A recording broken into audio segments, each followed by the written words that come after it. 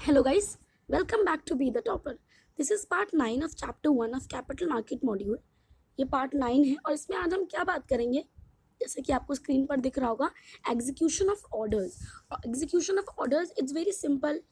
आपको इसमें कुछ नहीं करना है. बस ये क्या है कि जब कोई कॉन्स्टिट्यूएंट, जब कोई क्लाइंट, जब उसको कोई ऑर्डर प्लेस करना होता है तो वो अपने स्टॉक ब्रोकर को बताता है कि भाई मेरे नाम पर इतने इतने सिक्योरिटी का इस कंपनी में इतने इतने पैसा तुम इन्वेस्ट कर दो. ठीक है, तो इस तरीके से जो क्लाइंट होता है वो स्टॉक ब्रोकर को बताता है और स्टॉक ब्रोकर उसके बिहाफ पर ऑर्डर कर देता है. ठीक है, तो ये बहुत सिंपल है, आप इसे पढ़ लेंगे.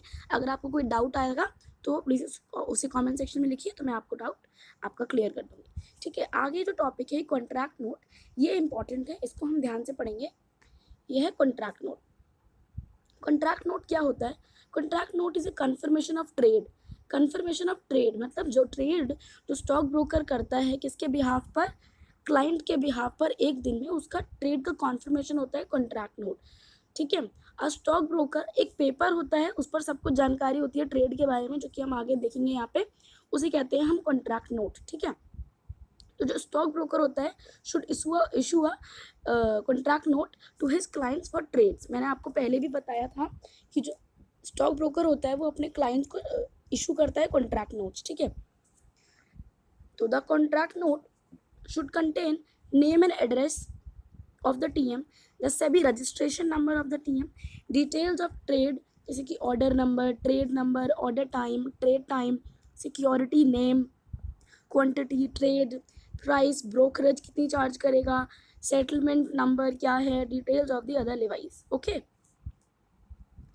आगे आ जाते हैं. ये क्या लिखा है? As per regulation 18 of SEBI stock brokers and sub broker regulations 1992. तो इस एक्ट, इस रेगुलेशन से अगर बात करें तो क्या है कॉन्ट्रैक्ट नोट, क्या होना चाहिए उसमें? The TM should preserve the duplicate copy of contract notes issued for a minimum of 5 years. मतलब जो स्टॉक ब्रोकर है 5 सालों के, मतलब उसको किसी भी क्लाइंट का जो उसने कॉन्ट्रैक्ट जो नोट इशू करता है वो उसको 5 सालों तक उसकी डुप्लीकेट कॉपी अपने पास संभाल के रखनी होती है. और ओरिजिनल कॉपी कहाँ जाती है? ओरिजिनल कॉपी 24 घंटों में, 24 घंटों के अंदर अंदर क्लाइंट के पास जाती है. ठीक है, तो ये हो गया. ये क्या कहता है? The TM should ensure that कि जो कॉन्ट्रैक्ट नोट है वो 24 घंटे के अंदर अंदर जो क्लाइंट है उसके पास पहुंच जाना चाहिए. Should be signed by the trading member by an authorise signatory. या तो ट्रेडिंग मेंबर उस पर साइन करे या फिर कोई भी authorise signatory of trading member, जैसे कि वो साइन करके उसको दे. Contract notes are in prescribe format में होते हैं, स्टाम्प ड्यूटी पेड होती है, और statutory levies are shown separately in the contract note. कि मतलब कितना कितना कहाँ कहाँ पे पैसा लग रहा है ये सब बताता है. ठीक है, अब आगे क्या है कि payment delivery of securities to the clients. Every TM should make payments to his clients or deliver the securities purchased within 1 working day of payout unless the client has requested otherwise. मतलब कि क्या कह रहा है कि जो भी जो टीएम है उसको अपने क्लाइंट को पे आउट डे का जो दिन होता है उसी दिन में पेमेंट कर देनी होती है. ठीक है, और पे आउट क्या होता है? पे आउट का देखो, पे आउट को जो हम पढ़ेंगे वो ब्रॉडली जो मैं आपको बता रही हूँ वो है मिलना. मतलब मिलना क्या? मिलना जो क्लियरिंग जो कॉरपोरेशन होता है वो सिक्योरिटी जब इन्वेस्टर के अकाउंट में ट्रांसफ़र कर देता है तो उस डे को हम कहते हैं पे आउट डे.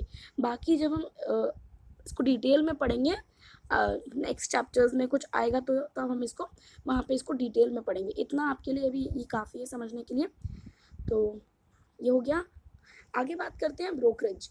अब ये कह रहा है ब्रोकरेज क्या होती है, कितनी चार्ज होती है, इसमें ये सब बताएगा. ठीक है, the maximum brokerage chargeable by TM in respect of trades effected in the securities admitted to dealing on the CM segment of the exchange is fixed at 2.5% of contract price. ठीक है, तो जितने भी पैसे की जो ट्रेडिंग है, trading में देखिए बाइंग एंड सेलिंग दोनों आ जाते हैं. ठीक है, तो जो बाइंग एंड सेलिंग टीएम ने, ट्रेडिंग मेंबर ने जो की है उसमें कितना चार्ज लेगा? वो 2.5% उसकी ब्रोकरेज होती है. जैसे कि आप यहाँ पर एग्जाम्पल भी देख सकते हैं.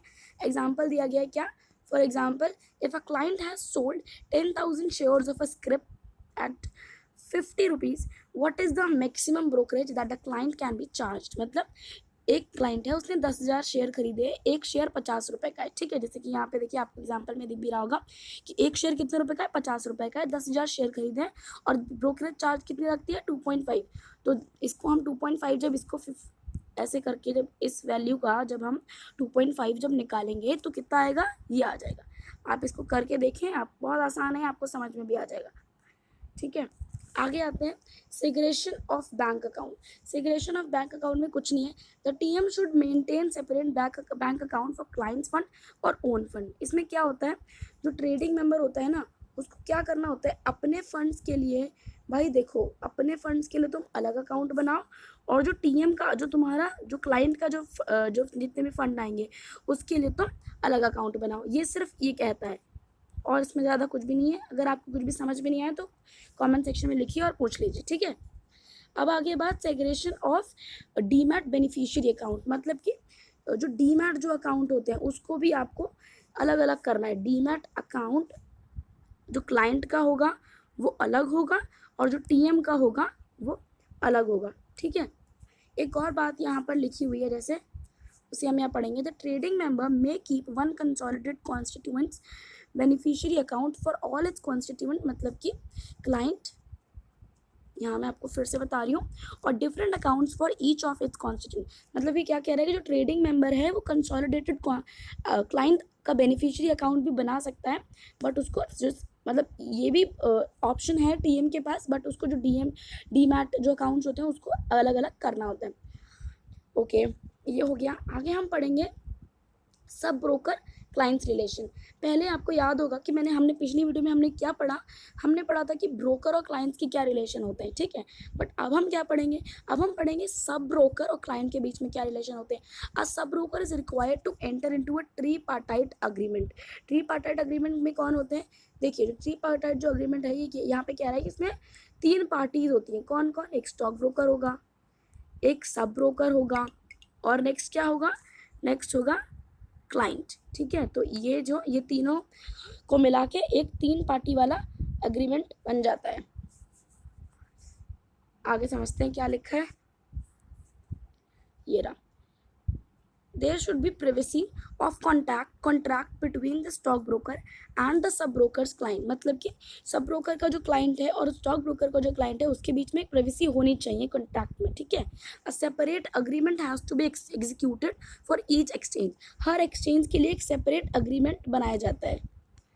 ओके, अब हम देख लेते हैं कि सब ब्रोकर का क्या है। Sub broker is required to help the client in redress of grievances in respect of transaction. मान लो कि कोई भी इन्वेस्टर उसका ट्रांजेक्शन से रिलेटेड कोई ग्रीवांस से कोई प्रॉब्लम है और उसको, तो सब ब्रोकर किस लिए होता है कि वो जो इन्वेस्टर है उसके प्रॉब्लम का, उसकी ग्रीवांस का रिड्रेसल निकाल सके, ठीक है। आगे ये क्या, ये तो जब फर्स्ट पॉइंट, ठीक है। आगे क्या दे रखा है, sub broker is also required to assist and cooperate in ensuring faster settlement. मतलब कि जो सिक्योरिटीज जिनकी ट्रेडिंग हुई है वो फास्टर, वो तेजी से उनका सेटलमेंट हो जाए, वो बीच में कहीं रुके नहीं, कहीं भी काम धीमे ना पड़े, और जो T+2 डे की जो हमारी ट्रेडिंग साइकिल होती है वो सही से चले, और जो शेयर्स हैं वो इन्वेस्टर के अकाउंट में ठीक टाइम पर आ जाए, इसको भी इंश्योर करता है सब ब्रोकर। उसके बाद हम पढ़ेंगे यहाँ पे क्या लिखा है, कॉन्ट्रैक्ट नोट। अब इसमें एक ही लाइन इंपॉर्टेंट है, sub broker should not issue any contract note और confirmation memo to its client. Sub broker अपने क्लाइंट्स को कोई भी कॉन्ट्रैक्ट नोट इशू नहीं करता है। कॉन्ट्रैक्ट नोट कौन इशू करता है, a stock broker should issue contract note, ठीक है। इतनी बात आपको याद रखनी है, इतना ही है इसमें ज़रूरी। अब आ जाते हैं इसमें क्या दे रखा है कि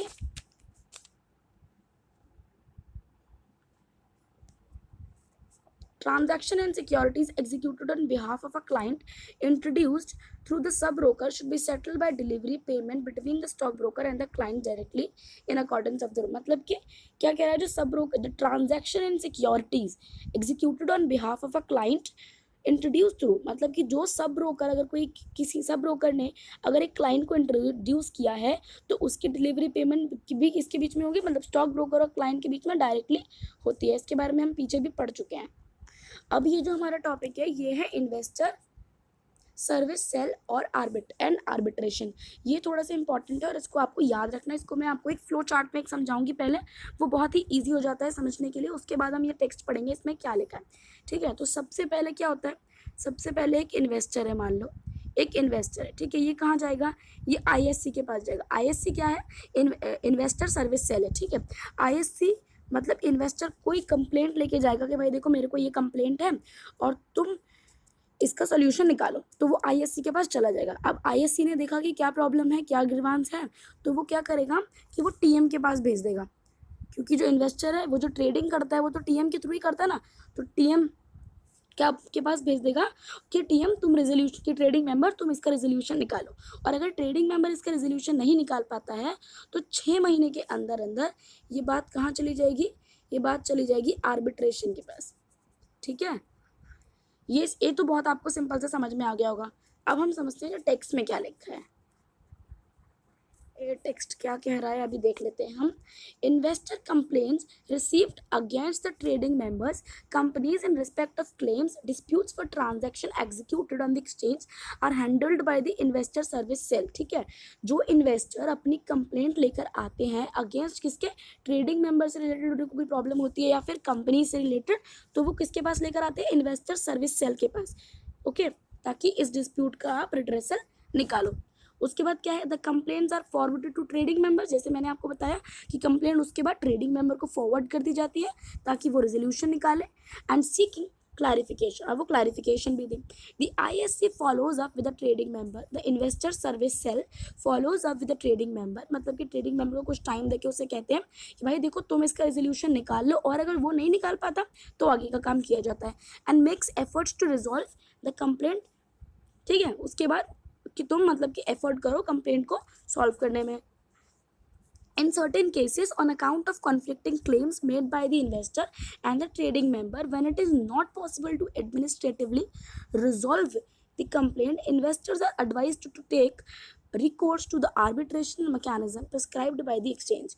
मतलब certain cases, कुछ cases ऐसे होते हैं ट्रेडिंग मेंबर या फिर इन्वेस्टर के जो कि सॉल्व इजीली नहीं सॉल्व हो पाते हैं, तो क्या होता है, वो जो केसेस होते हैं वो जाते हैं आर्बिट्रेशन के पास। अब हम आर्बिट्रेशन कर रहे हैं, अब हमें ये नहीं पता कि आर्बिट्रेशन क्या होता है। अभी हम आगे देखेंगे कि व्हाट इज आर्बिट्रेशन, आर्बिट्रेशन क्या है, ओके। देखिए arbitration which is a quasi judicial process, quasi judicial process है, alternate dispute resolution mechanism prescribed under arbitration and conciliation act 1996। तो आर्बिट्रेशन एंड कॉन्सिलेशन एक्ट 1996 के तहत के अंडर आर्बिट्रेशन एक quasi judicial process है जिसमें क्या होता है, इधर पढ़ते हैं। The reference to arbitration should be filed within 6 months from the date when the dispute arose। जब वो dispute आई उससे 6 महीने के अंदर अंदर अगर वो मतलब solution अगर नहीं निकाल पाता है टीएम, तो क्या करेंगे हम, उस प्रॉब्लम को ऐसे पड़े नहीं रहने देंगे, उसको क्या करेंगे, उसको arbitration में ले जाएंगे। The time taken by ISC is excluded by the arbitrator while considering the issue of limitation। आगे है code of advertisement. Code of advertisement ये क्या है कि जब कोई नया नया टीएम बनता है तो अपनी मतलब अपने को प्रमोट करने के लिए उसको मीडिया में कुछ पब्लिक नोटिफिकेशंस निकालनी होती है, एडवर्टीजमेंट निकालनी होती है, ठीक है। तो इसके भी ना कुछ कोड होते हैं कि आपको किन बातों को अवॉइड करना है, किन किन चीज़ों को आपको नहीं करना है, क्या क्या चीज़ें आपको करनी है, किस तरीके से निकालना है, कब पब्लिश करना है, कैसे पब्लिश करना है अपना एडवर्टीजमेंट। तो ये सब जो कोड्स हैं एडवर्टीजमेंट के, यहाँ पर हम उनकी बात करेंगे। तो यहाँ पे आ जाइए देख लेते हैं। Trading members of the exchange while issuing advertisements in the media have to comply करना पड़ता है code of advertisement prescribed by the exchange. Exchange ने कोड ऑफ एडवर्टीजमेंट बना रखा है, उसमें कुछ कोड्स हैं जिसको कंप्लाई करना पड़ता है ट्रेडिंग मेंबर को, ठीक है। आगे हम देखते हैं कि कौन कौन से ऐसे कोड्स हैं जिसको कंप्लाई करना पड़ता है। तो ये रहे वो कोड्स, ऐसे पढ़ेंगे हम। The code of advertisement is as follows. Advertisement shall include all forms of communication. Advertisement सारी फॉर्म्स ऑफ कम्युनिकेशन को इंक्लूड होना मतलब करता हुआ होना चाहिए। इशूड बाय और ऑन बिहाफ ऑफ मतलब स्टॉक ब्रोकर, मतलब कि अगर कोई स्टॉक ब्रोकर अपना एडवर्टीजमेंट निकाला है तो वो सभी तरीके की कम्युनिकेशन फॉर्म्स में निकालना चाहिए। ऐसे नहीं कि उसने सिर्फ मान लो सिर्फ उसने एक ही अखबार में एक ही न्यूज़पेपर में अपना ये जो एडवर्टीजमेंट है वो दे दिया, बट नहीं, तो इससे क्या होगा, ज़्यादा लोगों को पता नहीं चल पाएगा। तो उसको जितनी भी फॉर्म्स है कम्युनिकेशन की उसमें देना है, और वो फॉर्म्स ऑफ कम्युनिकेशन भी एक्सचेंज ने बता रखी है कि वो कौन सी फॉर्म्स ऑफ कम्युनिकेशन है जिसमें आपको करना है, या फिर वो टाइम टू टाइम बताते रहते हैं। तो जिसमें इसमें बता रखा है फॉर्म्स ऑफ कम्युनिकेशन, एक्सचेंज के हिसाब से फॉर्म्स ऑफ कम्युनिकेशन क्या क्या है। फॉर्म ऑफ डॉक्यूमेंट, आप कोई डॉक्यूमेंट निकाल सकते हो, कोई पैम्फलेट निकाल सकते हो, कोई सर्कुलर्स, कोई ब्रोशर्स, कोई नोटिस, कोई रिसर्च रिपोर्ट्स, कोई लिटरेचर और information material published, newspaper, magazine, SMS, periodical, radio, television, telephone, tape recording, video tape, display, science, and बहुत सारे हैं, इसमें आप पढ़ लीजिए। ठीक है, आगे क्या है, एडवर्टीजमेंट मटेरियल शैल कंटेन। ये क्या कह रहा है कि एडवर्टीजमेंट जो भी आप निकालोगे उसमें क्या क्या मटेरियल होना चाहिए, क्या क्या एक्सचेंज बताता है कि ये चीज़ें अगर नहीं आपके एडवर्टीजमेंट में है तो आपका एडवर्टीजमेंट पूरा नहीं होगा। ठीक है, तो हम पढ़ेंगे उसको। Name of the stock broker, सबसे इंपॉर्टेंट बात, स्टॉक ब्रोकर का नाम तो होना ही चाहिए। Registered office address of the member, उसके ऑफिस का एड्रेस होना चाहिए। सेबी का रजिस्ट्रेशन नंबर, हमने पहले भी पढ़ा था ना, जब स्टॉक ब्रोकर को ट्रेडिंग मेंबरशिप मिलती है तो सेबी क्या करता है, उसको एक रजिस्ट्रेशन नंबर देता है, उसको सर्टिफिकेट ग्रांट करता है, उस पर एक नंबर होता है। Stock broker ID allotted bye the exchange, exchange ने जो उसको स्टॉक ब्रोकर की आईडी दी है वो भी उसको बतानी है, या लोगो, अगर कोई स्टॉक ब्रोकर का अगर कोई लोगो है तो वो भी उसको उस एडवर्टीजमेंट में बताना है। ठीक है, उसके बाद आ जाते हैं information which is accurate, accurate, true, fair, clear, complete, आपको इंफॉर्मेशन देनी है अपने एडवर्टीजमेंट में। ठीक है, स्टैंडर्ड वार्निंग इन लेजिबल फॉन्ट्स, लेजिबल फॉन्ट्स मतलब कि वो समझ में आना चाहिए। स्टैंडर्ड एक वार्निंग होती है स्टॉक एक्सचेंजेस की, जो कि इस तरीके से है, investment in securities market are subject to market risks, read all the related documents carefully before investing. ये क्या कह रहा है, एक वार्निंग दी जा रही है किसको, एक इन्वेस्टर को, कि देखिए जब आप सिक्योरिटीज मार्केट में इन्वेस्ट करेंगे तो उसमें कुछ मार्केट रिस्क होते हैं, तो इसीलिए आप इन्वेस्ट करने से पहले जितने भी रिलेटेड डॉक्यूमेंट्स हैं आपकी इन्वेस्टिंग से रिलेटेड, उन सबको आप बहुत ही ध्यान से पढ़ लीजिए। और ये फॉन्ट में एकदम लेजिबल फॉन्ट में ये चीज़ें होनी चाहिए, ताकि जो भी इन्वेस्टर या फिर जो भी इंडिविजुअल अगर आपके एडवर्टीजमेंट को देख रहा है तो उसको ये बातें एकदम से दिखाई पड़ जाए। ऐसा ना हो कि वो इस फॉन्ट, ऐसे छोटे से फॉन्ट में लिखा हुआ है कि जो इन्वेस्टर है वो उसको देख ही नहीं पाया। ठीक है, आगे क्या है, in case the mode of advertisement is SMS, अगर आप SMS मैसेजेस पॉपअप अगर कर रहे हो तो उसमें क्या होता है, and the details such as full name, logo, full registered office address, SEBI registration number and standard disclaimer are not mention, then official website hyperlink has to be provided. कह रहा है कि अगर आप अपने एडवर्टीजमेंट को SMS मैसेज या popup में कर रहे हो तो, और अगर मतलब कि अगर आप इसमें कर रहे हो, और दूसरी बात ये कि अगर आपका फुल नेम, लोगो और ये जो चीज़ें जो मैंने अंडरलाइन की अगर आपके में नहीं आ पाती हैं तो आपको एक ऑफिशियल वेबसाइट का एक हाइपर लिंक भी उस SMS में दे देना है, सो दैट कोई भी इंडिविजुअल अगर उसको देख रहा है तो ही और she can visit the website also and वो उसके बारे में पूरी इंफॉर्मेशन जुटा सके। ठीक है, ये हो गया, इसमें बहुत सारा है, इसमें आप पढ़ लीजिए, अगर आपको कोई डाउट हो तो प्लीज़ पूछ लीजिएगा। अब हम इसमें पढ़ लेते हैं ये fourth, advertisement material shall not contain. अब इसमें वो बात की जाएगी कि ऐसा कौन सा मटेरियल है जो कि मतलब एडवर्टीजमेंट में कौन सी बातें नहीं आनी चाहिए। तो वो कौन सी बातें हैं जो आपके एडवर्टीजमेंट में नहीं आनी चाहिए, वो है ये, anything which is otherwise prohibited, prohibited चीज़ आपको नहीं डालनी है। For publication under the relevant act unwarranted और मेक एनी प्रोमिसेस, आपको ऐसा कोई प्रोमिसेस, जैसे कि मान लो कोई स्टॉक ब्रोकर उसने कह दिया कि भाई आप मेरे संग ट्रेडिंग करो, आपको एक भी पैसे का रिस्क नहीं होगा, तो भाई ये तो भाई गलत बात हो गई। ऐसा नहीं है, जब भी हम सिक्योरिटीज़ मार्केट में इन्वेस्ट करते हैं तो वहाँ पे रिस्क होता है, रिस्क जितना रिस्क ज़्यादा होता है उतना रिटर्न भी ज़्यादा होता है, ये तो सब इन्वेस्टर्स को पता ही होता है। बट इस तरीके से कहना कि आप हमारे संग ट्रेडिंग करो, आपको कोई रिस्क नहीं होगा, तो ये फॉल्स प्रॉमिस हो गए। ठीक है, तो जो कि स्टॉक ब्रोकर को इससे बचना है ये करने से। आगे आ जाते हैं, statement which are false, false statement, जैसे कि जो मैंने आपको एग्जांपल दिया ये भी एक फॉल्स स्टेटमेंट हो गई। कोई मिसलीडिंग इन्फॉर्मेशन, कोई बायस्ड इन्फॉर्मेशन, जैसे कि मान लो कि मैं बताता हूँ कि भाई नेस्ले कंपनी में ही आपको अपना पैसा लगाना है, वही कंपनी सबसे ज़्यादा अच्छी है, वही कंपनी ग्रो करी है, तो मतलब आपको ऐसे बायस नहीं होता, आपको कोई भी कंपनी का नाम, कोई भी सिक्योरिटी का नाम आपको ऐसे नहीं बताना है। बस आपको अपनी सर्विसेज जो आप प्रोवाइड करते हो आपको उसके बारे में अपनी एडवर्टीजमेंट बताना है। आपको किसी कंपनी का प्रचार नहीं करना है। आपको किसका प्रचार करना है? आपको अपना प्रचार करना है। ठीक है, आगे आ जाते हैं। Shall not contain any misleading और डिसेप्टिव टेस्टिमोनियल्स। ये भी वही बात कर रहा है कि कोई भी डिसेप्टिव टेस्टिमोनियल, कोई भी ऐसी स्टेटमेंट नहीं होनी चाहिए। आगे आ जाते हैं। स्टेटमेंट्स विच डायरेक्टली और बाय इम्प्लीकेशन और बाय ओमिशन में मिसलीड द इन्वेस्टर। अभी क्या कह रहा है कि ऐसी कोई भी स्टेटमेंट अगर आप अपने एडवर्टीजमेंट में डालते हो जो कि इन्वेस्टर को मिसलीड कर सकता है, तो ऐसा चीज़ नहीं होना चाहिए। और अगर ऐसी चीज़ होती है तो क्या होगा?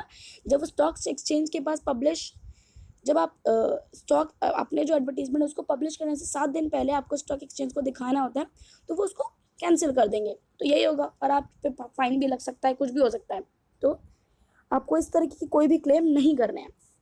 Fifth is any statement designed as likely to be misunderstood और likely to disguise the significant of the statement. जितनी भी स्टेटमेंट लिखी हुई हैं इनसे रिलेटेड अगर कोई भी आपने एक ऐसी स्टेटमेंट डाल दी जो कि बाकी सबको डिसगाइड करे, तो ये गलत बात है, ऐसा आपको नहीं करना है। 4.8 इज एनी प्रॉमिस और guarantee of assured return to the general investor. अब मान लो कोई इन्वेस्टर है, वो कह रहा है क्या कि भाई मेरे संग ट्रेड करो, आपको इतने, मान लो कि 20% का डिविडेंड तो आपको इस शेयर पे मिलेगा ही मिलेगा। सिक्योरिटीज मार्केट में ऐसा नहीं होता है, आपको बहुत ज़्यादा फायदा और बहुत नुकसान भी हो सकता है। कम नुकसान थोड़ा फायदा ऐसा भी होता है, ठीक है। तो आपको वहाँ पे कुछ भी फिक्स नहीं होता है। तो अगर आप ऐसा भी कुछ भी एश्योर रिटर्न की जो बात करते हैं तो ये गलत बात है, ऐसा आपको नहीं करना है। अब एक और इसमें चीज़ क्या दे रखी है? Compliance and other requirements. Compliance and other requirements जो कि उसको मानने पड़ते हैं, किसको? ट्रेडिंग मेंबर को, ठीक है। Prior approval for the advertisement material to be obtain from the stock exchange before issue. मैंने आपको क्या बताया कि जो इशू करने से पहले जो ट्रेडिंग मेंबर है वो अपने एडवर्टीजमेंट को स्टॉक एक्सचेंज के पास भेजेगी। जैसे कि डायरेक्टर्स जब मूवी बनाते हैं तो वो भी बोर्ड के पास भेजते हैं ना कि भाई इसको चेक करो कि ये मूवी रिलीज होगी या नहीं होगी। उसी तरीके से ये भी कि ये एडवर्टीजमेंट इशू होगा, पब्लिश होगा या नहीं होगा, तो उसी के बाद एक्सचेंज पे भेजा जाता है। No celebrities shall form part of the advertisement material. तो कोई भी सेलिब्रिटी को अपने एडवर्टीजमेंट में आपको नहीं बताना है कि हम, या फिर कोई भी सेलिब्रिटी आपका कोई भी एडवर्टीजमेंट करती हुई नहीं दिखनी चाहिए। Third is statistical information, charts, graphs when used should be supported by their source if any. मान लो कि आप अपने एडवर्टीजमेंट में कोई स्टैटिस्टिकल इंफॉर्मेशन, कोई चार्ट्स, कोई ग्राफिक्स कोई ग्राफ्स अगर आप व्हेन यू आर शोइंग, तो you will have to write the source कि आपने ये कहाँ से लिया है, ठीक है। आगे बढ़ते हैं।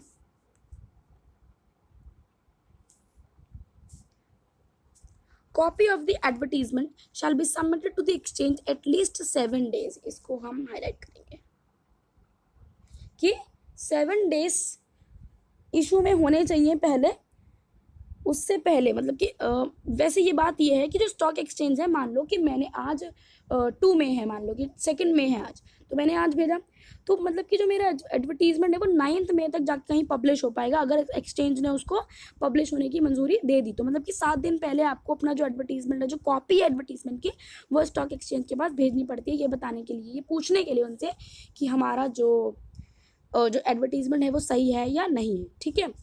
सो this was all for today. Thank you guys, thank you so much, and if you like the video please share and subscribe my channel। And ये चैप्टर ख़त्म हो चुका है, आगे हम पढ़ेंगे 3rd और 2nd चैप्टर जिसमें हम बात करेंगे कि ट्रेडिंग कैसे होती है। तो आप प्लीज़